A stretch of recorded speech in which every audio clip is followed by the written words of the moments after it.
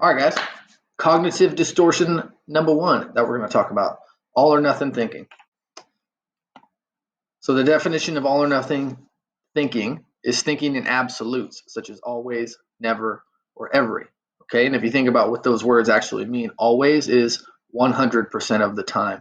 Never is 0% of the time. Every is every single time, 100% of the time. So what these thoughts might actually look like is like, I never do a good enough job on anything, or every time I make a plan, it falls through, or you always bail on me, right? So why are these things bad, right? Because they're almost never true, right? To say I never do a good enough job on anything, I know when we're in the midst of a failure, it might feel like that.